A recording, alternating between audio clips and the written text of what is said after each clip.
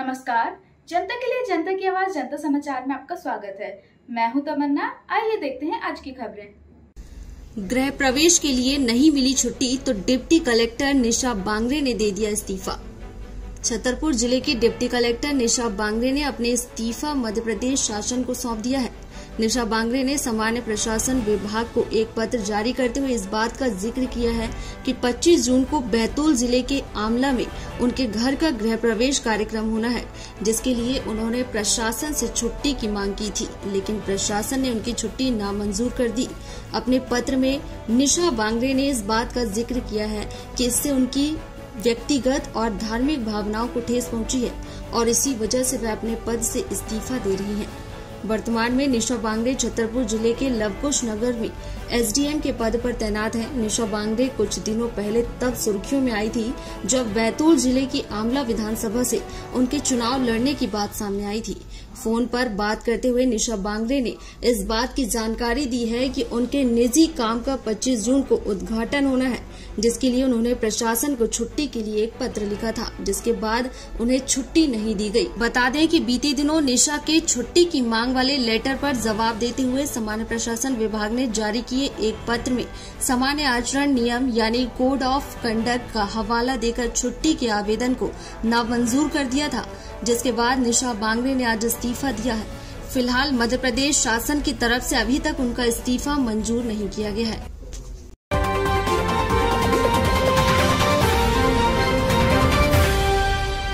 Madhya Pradesh Congress committee के आह्वान पर आज मध्य प्रदेश के सभी जिलों में कांग्रेस पार्टी ने धरना प्रदर्शन किया। वहीं जबलपुर के सिविक सेंटर में भी आज सैकड़ों कांग्रेस कार्यकर्ता इकट्ठा हुए और भाजपा सरकार के खिलाफ जमकर नारेबाजी कर प्रदर्शन किया। इस दौरान कांग्रेस कमेटी के सचिव और मध्य प्रदेश के सह प्रभारी संजय कपूर ने कहा, प्रदेश में भाजपा सरकार चंद महीने की बची हुई है। 2023 में कांग्रेस पार्टी पूर्ण बहुमत की सरकार बनाने जा रही है। भाजपा पार्टी में भ्रष्टाचार चरम पर पहुंच गया है। उज्जैन महाकाल लोक में आंधी तूफान में सप्त ऋषियों की 6 मूर्तियां खंडित हो गई। मध्य प्रदेश में बड़े पैमाने पर बार बार बिजली कटौती की जा रही है, जिससे आम जन और किसान परेशान हैं। उन्होंने कहा, प्रदेश में भारी भ्रष्टाचार घोटाले हो रहे हैं। जनता लगातार बढ़ती महंगाई और रसोई गैस, डीजल, पेट्रोल के दामों से परेशान है। प्रदेश के युवाओं को रोजगार नहीं मिल रहा। भाजपा सरकार सभी मामले में फेल हो चुकी है, जिसको लेकर इन तमाम मुद्दों पर कांग्रेस ने विरोध कर धरना प्रदर्शन किया। शिवराज सिंह मुर्दाबाद, भाजपा सरकार हाय हाय, शिवराज जी की तानाशाही नहीं चलेगी, नहीं चलेगी। शिवराज सिंह की तानाशाही नहीं चलेगी, नहीं चलेगी। ये सरकार निकम्मी है, सरकार बदलनी है। देखिए, कांग्रेस की तैयारी पूर्ण तौर पे है। कांग्रेस तैयार है चुनाव के लिए। कांग्रेस का संगठन मजबूत है, ऊपर से लेकर नीचे तक बीएलए तक कांग्रेस ने बना लिए। मंडल, सेक्टर सब कांग्रेस संगठन के हिसाब से बहुत मजबूती से काम कर रही है। हम लोग बराबर उसकी मॉनिटरिंग कर रहे हैं, सब जगह जगह जाकर उससे संपर्क कर रहे हैं। और सब लोग, और अच्छी बात इस बात ये कि सब जो लोग इच्छुक हैं चुनाव लड़ने वाले, सब लोगों का मन है कि इस बार कांग्रेस की सरकार बनना चाहिए। हम हर कुर्बानी देने के लिए तैयार हैं और चाहते हैं एक स्वच्छ सरकार मिले, कमलनाथ जी के नेतृत्व में सरकार बने, कांग्रेस की सरकार बने, और जो सरकार सेमीफाइनल का काम करेगी, फाइनल देश का होगा राहुल जी के नेतृत्व में, तो देश में कांग्रेस की सरकार बनेगी। पूरे मध्य प्रदेश पे मध्य प्रदेश कांग्रेस कमेटी के आदेश और आह्वान पे आज का धरना प्रदर्शन है, जो जबलपुर सहित पूरे प्रदेश के हर शहर के मुख्यालय में हो रहा है। पूरे प्रदेश के जो हालात हैं, अराजक स्थिति है, भारी भ्रष्टाचार है और भ्रष्टाचार को जलाने का जो प्रयास हो रहा है, भ्रष्टाचार के प्रमाण तक जलाने का प्रयास हो रहा है। आप देख रहे हैं, सतपुड़ा भवन में आग लग जाती है। मध्य प्रदेश की अगर सरकार ईमानदार है तो उसको तो मध्य प्रदेश की एक एक बिल्डिंग जो है उसे फायर सिस्टम ठीक रखना चाहिए, लेकिन खुद की जो सबसे महत्वपूर्ण बिल्डिंग है वहाँ का फायर सिस्टम काम नहीं करता और वहाँ आग लग जाती है और हालात ये कि सेना को बुलाना पड़ता है। तो क्या मध्य प्रदेश सरकार इतने सालों में, 19 साल के शासन में अपनी व्यवस्थाएं ठीक नहीं कर पाई? ये अपने आप में प्रश्न चिन्ह लगता है। महाकाल जो कॉरिडोर है, जिस तरह से वहाँ भगवान की मूर्तियों के साथ, जिस तरह से एक आंधी में वहाँ की मूर्तियाँ उखड़ गई, किसानों के ऊपर गोली चलाने वाली सरकार, किसानों के कर्ज माफ़ न करने वाली सरकार, युवाओं को रोजगार के मामले में मात्र 21 रोजगार पिछले 3 साल में विधानसभा जवाब में है। कि मात्र 21 जवाब दे पाए, 21 लोगों को नौकरी दे पाए। ऐसी भ्रष्ट सरकार को उखाड़ फेंकने के लिए, घोषणावीर माननीय शिवराज सिंह जी की सरकार को उखाड़ फेंकने के लिए कांग्रेस का पूरे प्रदेश में धरना प्रदर्शन चल रहा है। और उनको इस बात के लिए भी चेतावनी है कि माननीय कमलनाथ जी के बारे में जो अनर्गल झूठे प्रचार प्रसार वो करते हैं, 19 साल सरकार रहने के बाद आप ये कहो कि कांग्रेस ही गलत काम कर रहे हैं, तो आपको किसने रोका है कार्रवाई करने के लिए? ये भी एक आरोप उनके ऊपर है। हम सब लोग पूरे मध्य प्रदेश में आज धरना प्रदर्शन के माध्यम से जनता के साथ खड़े हैं और ये संदेश है कि जो मध्य प्रदेश में कांग्रेस की सरकार बनने जा रही है।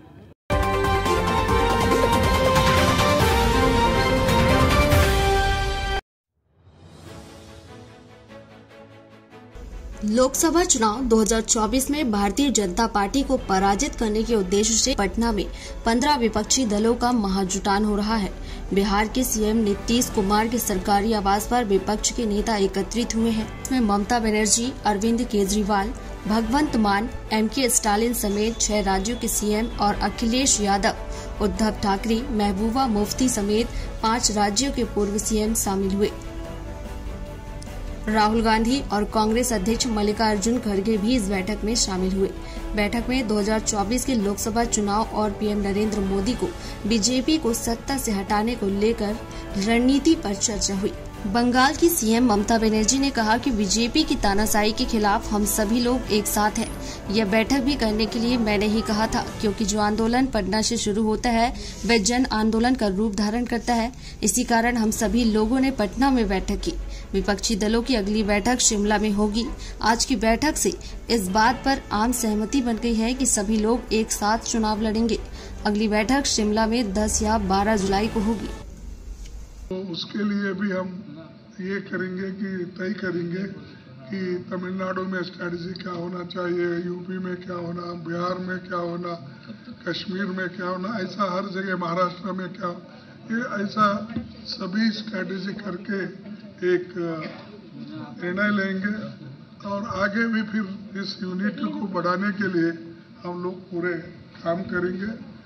एक होकर, एकजुट होकर 2024 की लड़ाई हमको लड़ना है और बीजेपी को सत्ता से बाहर करने का हम एक तय किए हैं। तो उसमें हम जरूर कामयाब होंगे और उसके लिए मैं नीतीश जी का, क्योंकि उन्होंने होस्ट किया, आज उनका धन्यवाद करता हूं।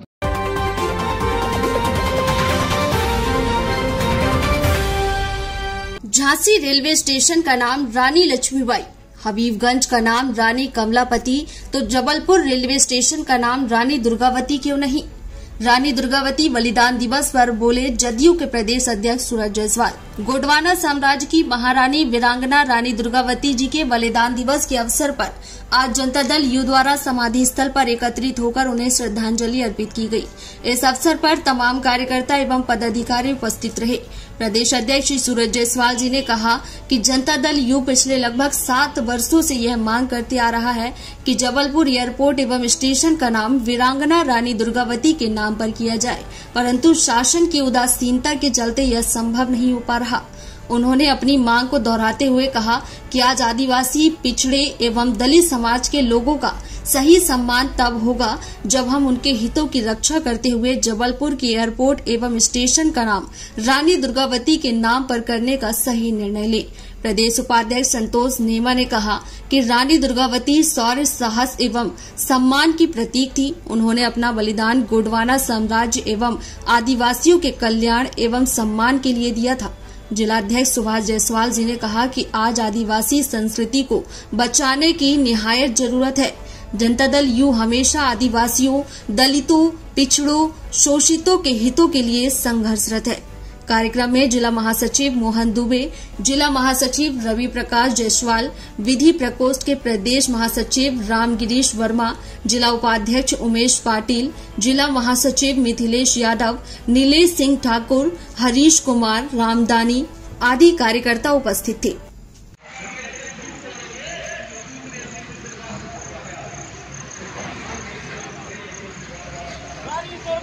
अमर रहे।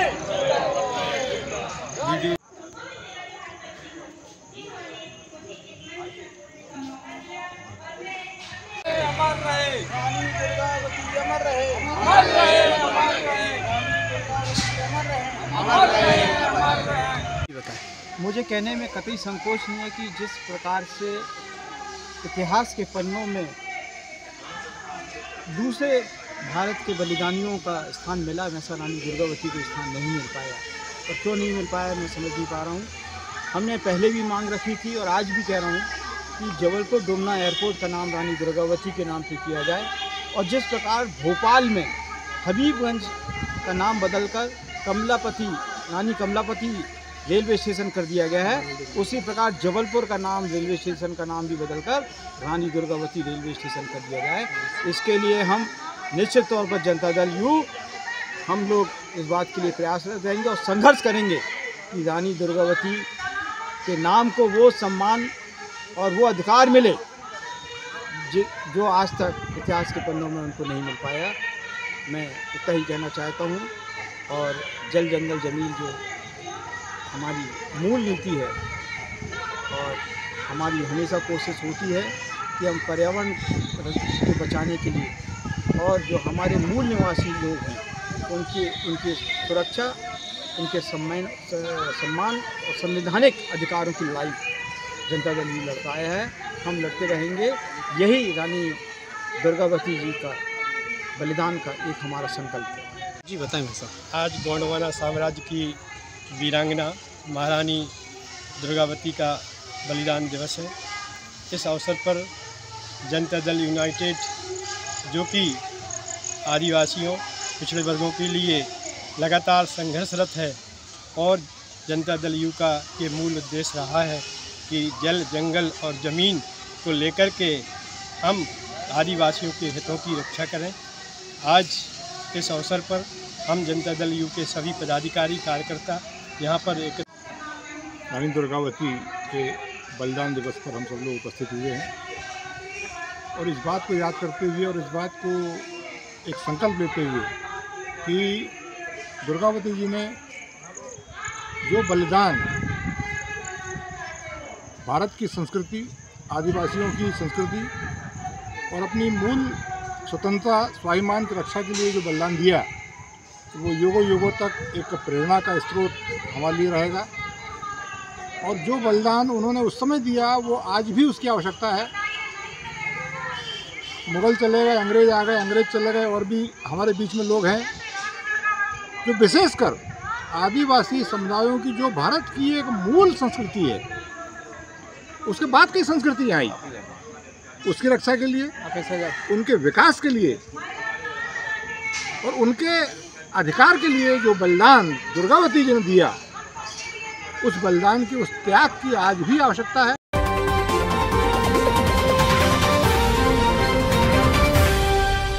मध्य प्रदेश में रीवा जिले के लालगांव चौकी अंतर्गत क्योटी जलप्रताप में एक युवक ने छलांग लगाकर जान दे दी। हालांकि अभी तक शव बरामद नहीं किया गया। सूचना के बाद पहुंची गढ़ पुलिस ने वरिष्ठ अधिकारी को जानकारी भेजी। इसके बाद पुलिस कंट्रोल रूम से होमगार्ड के गोताखोर व एसडीआरएफ के जवान मौके पर भेजे गए, जो 22 जून से सर्चिंग कर रहे हैं। दावा है कि सबसे पहले 5 सदस्यीय दल रस्सी की मदद से कुंड के नीचे उतरा है।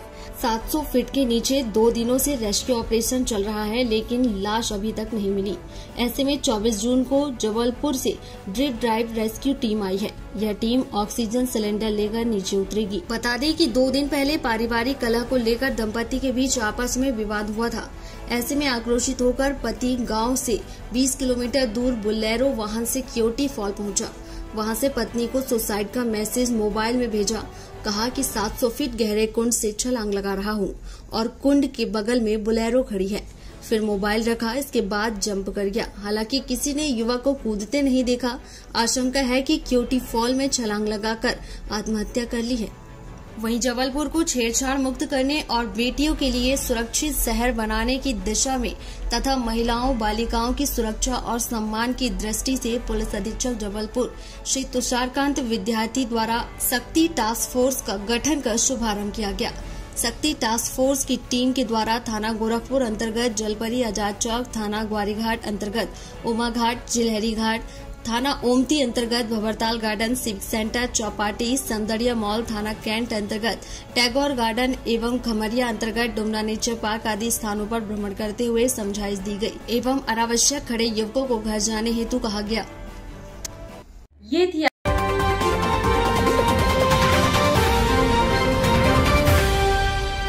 बेटी ने पार की क्रूरता की सारी हदें। माँ बाप को 4 महीने तक बंधक बनाकर लाठी डंडों से पीटा। राजधानी भोपाल में हाई प्रोफाइल परिवार में प्रॉपर्टी के झगड़े को लेकर बेटी का खौफनाक अवतार देखने को मिला। बेटी ने संपत्ति की लालच में माता पिता को बंधक बनाकर कई महीनों तक घर में कैद रखा और उनके साथ मारपीट करती रही। पुलिस को जब इस बारे में सूचना मिली तो बुजुर्ग दंपत्ति को रेस्क्यू किया गया। भोपाल के अरेरा कॉलोनी में बुजुर्ग दंपत्ति CS सक्सेना और उनकी पत्नी कनक सक्सेना रहते हैं। उनकी बेटी निधि सक्सेना का ससुराल में झगड़ा हो गया, जिसके बाद वह अपने माँ बाप के पास रहने लगी। आरोप है कि कुछ समय बाद निधि ने माँ बाप से 4 करोड़ रुपए की मांग की थी। उनके माता पिता ने असमर्थता जता दी थी। बस इसी बात से गुस्साई निधि ने अपने बेटे के साथ मिलकर माँ बाप की पिटाई कर दी। निधि ने अपने माता पिता को घर में 4 महीने तक बंधक बनाकर भी रखा। जब इस बात की जानकारी पड़ोसियों को लगी तो उन्होंने इसकी शिकायत पुलिस से कर दी। पड़ोसी की शिकायत पर पुलिस ने मौके पर पहुंचकर बुजुर्ग दंपत्ति को छुड़ाया। दंपत्ति के शरीर पर कई जगह गंभीर चोट के निशान मिले हैं। बेटी और उसकी लड़की द्वारा दंपत्ति को क्रिकेट के बैट और लाठी डंडे से बुरी तरह पीटा जा रहा था। फिलहाल पुलिस द्वारा बुजुर्ग दंपत्ति को भोपाल के अस्पताल में भर्ती कराया गया है। हबीबगंज पुलिस ने बेटी पर बंधक बनाकर मारपीट करने की धारा सहित सीनियर सिटीजन एक्ट के तहत मामला दर्ज कर लिया।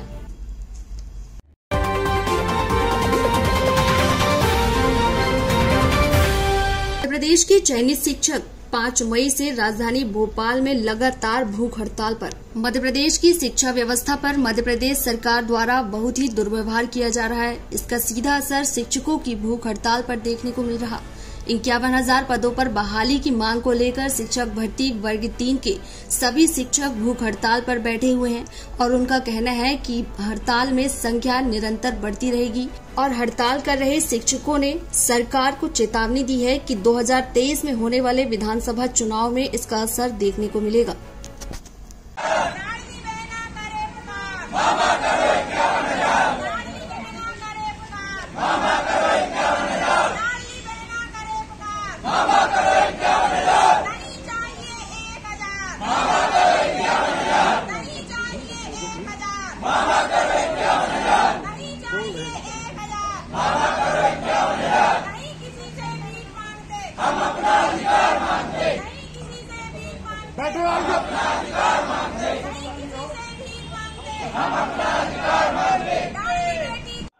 आपका परिचय?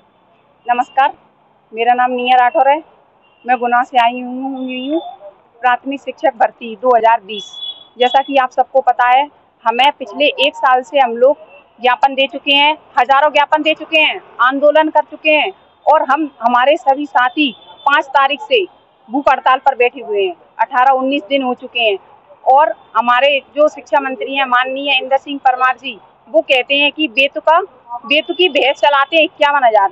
अगर उनके अंदर मानवता है, इंसानियत है, तो वो आकर इधर पूछें और हम लोगों को बताएं कि कितने पद खाली हैं। अगर हम लोग गलत हैं तो प्राथमिक शिक्षक भर्ती 2020 का इन्वेस्टिगेशन करें, जांच पड़ताल करें कि कितने पद खाली हैं, क्योंकि 11 वर्ष हो चुके हैं, 11 वर्ष से कोई भर्ती नहीं हुई है। और इन्होंने जो राजपत्र जारी किया था उसमें 1.25 लाख पद खाली दिखाई गए हैं। अगर हम लोग गलत हैं तो हमें गलत साबित करें और अगर हम लोग सही हैं तो हमारी मांग को पूरा करें। प्राथमिक शिक्षक भर्ती 51,000 फ्रेश पदों के साथ पूर्ति की जाए। मेरा नाम राजाराम राजपाली है और मैं टीकमगढ़ जिले से आया हूं। हम लोगों की यहाँ प्राथमिक शिक्षक भर्ती 2020 की भूख हड़ताल का आज 18वां दिन है, लेकिन सरकार के कानों में जू नहीं रेंग रही है। सरकार से हमारी मांग है कि 12 वर्ष बाद भर्ती हो रही है और वो भी नाम मात्र के पदों पर हो रही है। इसलिए सरकार से हमारी मांग है कि प्राथमिक शिक्षक भर्ती में 51,000 पद किए जाएं और शिक्षा मंत्री जो हम लोगों के बयान को, मांग को बेतुका बोल रहे हैं, उससे हम ये पूछना चाहते हैं कि यदि आपके पास पद खाली नहीं है तो क्या 12 वर्ष में कोई प्रमोशन नहीं हुए? क्या 12 वर्ष में आपने कोई स्कूल और विद्यालय नहीं खोले? इससे तो आपकी और शिक्षा व्यवस्था चौपट होती हुई दिखाई देती है। जब आप ये बोलते हैं कि हमारे पास कोई पद खाली नहीं है, तो कोई पद खाली नहीं है तो 12 वर्ष में आपने कोई स्कूल नहीं खोला, यानी मध्य प्रदेश की शिक्षा व्यवस्था को चौपट करके रख दिया। हमारी मांग है कि मामा जी शिवराज सिंह चौहान जी सुने और हम लोगों की मांग को पूरा करें। यदि हम लोगों की प्राथमिक शिक्षक भर्ती 51,000 की मांग पूरी नहीं की जाती है तो हम लोगों का आज 18वां दिन भूख हड़ताल पर है और 53 लोग भूख हड़ताल पर बैठे हुए हैं। कल हम लोग 150 की संख्या में भूख हड़ताल पर बैठने वाले हैं और मध्य प्रदेश की सड़कों को जाम करने वाले हैं। सरकार आपकी बात नहीं मान रही है। हाँ, ये कारण है कि सरकार हमारी बात इसलिए नहीं मान रही है कि भारतीय जनता पार्टी तानाशाही दिखाती है, जानबूझकर हम लोगों को गुमराह करती है। माननीय मामा जी से जब पूछा जाता है और ज्ञापन दिया जाता है कि हम लोग 51,000 की मांग कर रहे हैं तो मामा जी हम लोगों को भी गुमराह कर देते हैं। क्या उनके पास कोई IAS अधिकारी नहीं है जिनसे वो पूछ सके कि भाई ये प्राथमिक शिक्षक भर्ती 51,000 की मांग है?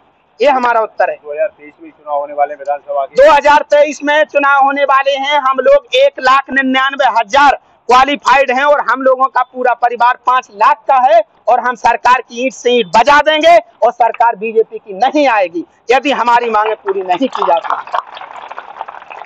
आपका परिचय? मेरा नाम विद्या मिश्रा है। मैं वर्ग 3 की अभ्यर्थी हूँ, उत्तीर्ण हूँ और हम आज 18 दिन से लगातार भूख हड़ताल पर बैठ रहे हैं। हम अपनी मांगों को लेकर बैठे हैं जो कि सिर्फ और सिर्फ 51,000 है। हम 1,75,000 पास अभ्यर्थी मामा से लगातार 51,000 की भीख मांग रहे हैं, वो नहीं दे रहे। हम अपना अधिकार मांग रहे हैं जो हमें हर हाल में चाहिए और मामा से इतना निवेदन है कि जो हमें 1,000 रुपए का भीख दे रहे हैं वो हमें नहीं चाहिए। क्यों? क्योंकि हम सक्षम हैं और हम अपना अधिकार मांग रहे हैं। हमें 51,000 का पद चाहिए और हर हाल में चाहिए। धन्यवाद। रोल नाम आपका? मेरा नाम मंगल सिंह है। हम मुरैना जिले से आए हैं और हम सभी अभ्यर्थी बावन जिले से आए हैं। हमारी शिवराज सिंह चौहान मामा से यही विनती है कि 51,000 पदों की मांग पूरी की जाए। अभी तक जो पद भरे गए और बाकी जो पद आने हैं वो सभी पद भरे जाए, चाहे वो DPI में हो, चाहे ट्रैवल में हो, चाहे प्रमोशन के पद हो, चाहे कैसे भी पद हो, मतलब हमारी मांग 51,000 पूरी की जाए। और जब तक हमारी मांग पूरी हो जाती है हम तब तक धरने देते रहेंगे। आज इसके 51 अभ्यर्थी भूख हड़ताल पर है और निरंतर ये संख्या बढ़ती रहेगी जब तक हमारी मांग पूरी नहीं हो जाती।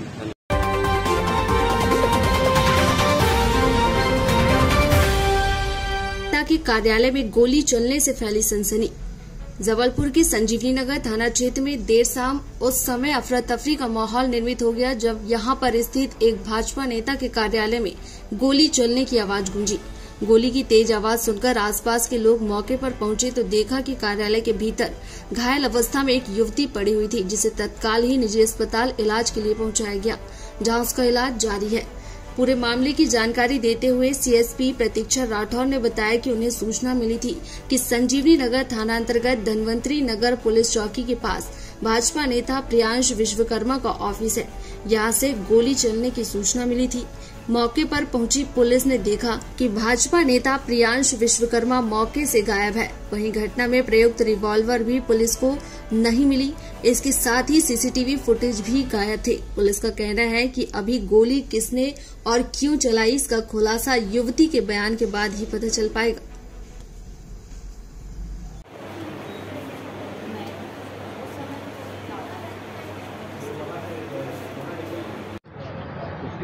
फोटो वगैरह मिल जाएगा क्या? कोई भी फोटो होगा पहले का? किसका? वेदिका का। अब मेरे पास फिलहाल प्रियांश विश्वकर्मा जो कि वेदिका ठाकुर के बहुत अच्छे फ्रेंड थे, बट मुझे 2 बजे करीब मुझे फ़ोन आया कि वेदिका ठाकुर की तबीयत ख़राब है। जब मैं वहाँ पहुँची तब उन्होंने मुझे बताया कि उसे गोली लग गई है, जो कि खुद वेदिका ठाकुर से चली थी, ऐसा उन्होंने मुझे बताया। और फिर उसके बाद से फिर तभी से हम लोग उनको हॉस्पिटल और MRI कराने के लिए लेकर गए। फिर वहाँ से हम यहाँ पर हॉस्पिटल, जब मैंने घर वालों को कॉल किया उसके बाद वो लोग मुझे यहाँ पे सब मतलब पेशेंट को और सब लोग यहाँ।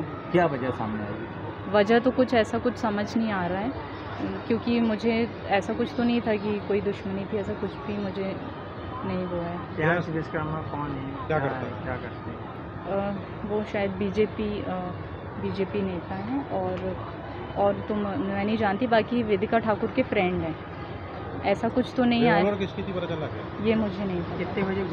आपकी कौन है? मैं उसकी मौसी लगती हूँ। नाम?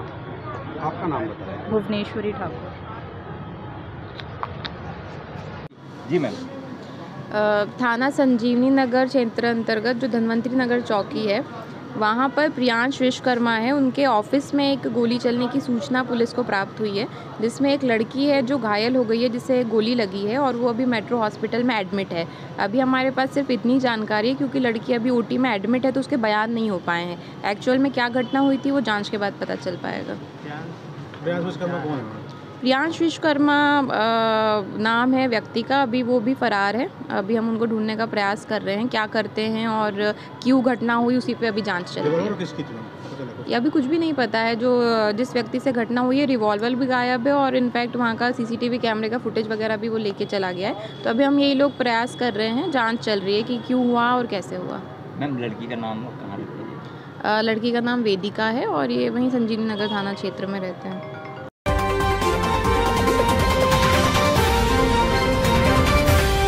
की बड़ी खबर जबलपुर से, जहां नेताजी सुभाष चंद्र बोस केंद्रीय जेल में आज एक विचाराधीन बंदी की मौत हो गई।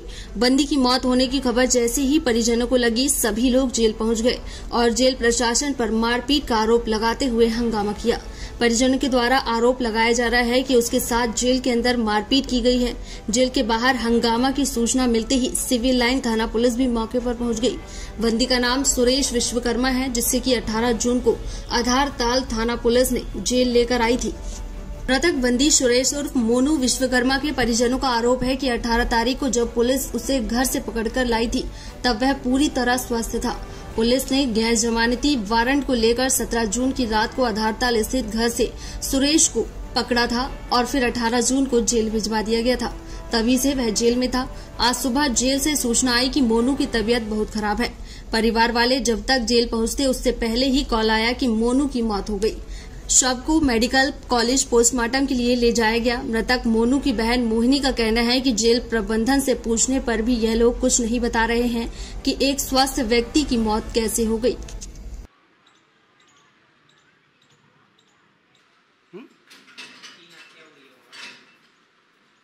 नहीं अभी कहाँ?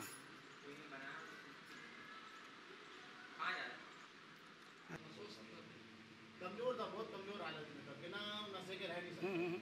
जी सर। विचाराधीन बंदी सुरेश उर्फ मोनू पिता बालकृष्ण आधारताल निवासी था। ये 26 वर्ष इसकी उम्र है। ये 4 बार जेल में आ चुका है। इसका पूरा रिकॉर्ड है हमारे पास में। ये 2018 से लगातार जेल में आ रहा है और ये लड़ाई झगड़े और आबकारी एक्ट में आता रहा है हर बार। और ये ड्रग एडिक्ट था। ये इंजेक्शन नशीले लगाता था हाथों में और इससे पूछताछ भी किया गया तो एक इंजेक्शन से 2-3 लोगों को लगाते थे एक ही सुई से, सिरिंज से। तो ये काफ़ी कमज़ोर हालत में था और जब भी आया 18 तारीख को वारंट में आया था। 18 तारीख को एक्चुअल में उस दिन बहुत से लोग 70-75 लोग नए प्रवेश होकर आए थे। वारंट में आया तो उस दिन इसकी स्थिति काफ़ी नाजुक दिख रही थी। तो उस दिन मैंने जेल के अस्पताल में भर्ती करा दिया। तब से आते ही से जेल में अस्पताल में भर्ती था, लगातार भर्ती रहा। कल इसकी तबीयत कुछ ठीक नहीं लगी और दोपहर में इसको मेडिकल कॉलेज भेजा और मेडिकल कॉलेज भेजने के वजह से पहले इसने दलिया भी खाया था और मेडिकल कॉलेज भेजा तो शाम को इसकी मृत्यु हो गई। सर, परिजनों का जो आरोप है कि यहाँ पे लड़ाई झगड़ों कुछ हुआ है, मारपीट हुई है, उसके बाद मौत हुई, ऐसी कोई भी बात नहीं है क्योंकि जो बंदी जो आया है जे मोनू सुरेश उर्फ मोनू, ये आते के साथ ही कैदियों के साथ नहीं रहा, बंदी वार्ड में नहीं रखा गया, आते के साथ ही जेल अस्पताल में रखा गया ऐसे, क्योंकि अस्वस्थ था, कमज़ोर था। और परिजन आरोप तो लगाते हैं अचानक कि और परिजन जिस दिन से आया है उस दिन से परिजन आज तक मिलने नहीं आए इससे।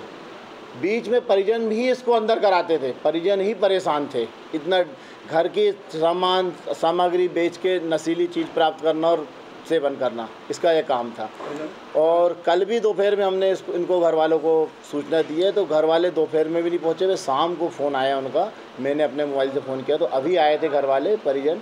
तो मेडिकल टीम गई हमारी, उसका पोस्टमार्टम होगा, बाकायदा जुडिशियल जांच होगी, परिजन को पूरा उनका शव बॉडी दिखलाया जाएगा, कहीं कोई तो निशान नहीं है इनका, और बाकायदा इसकी पूरी जांच की जाएगी।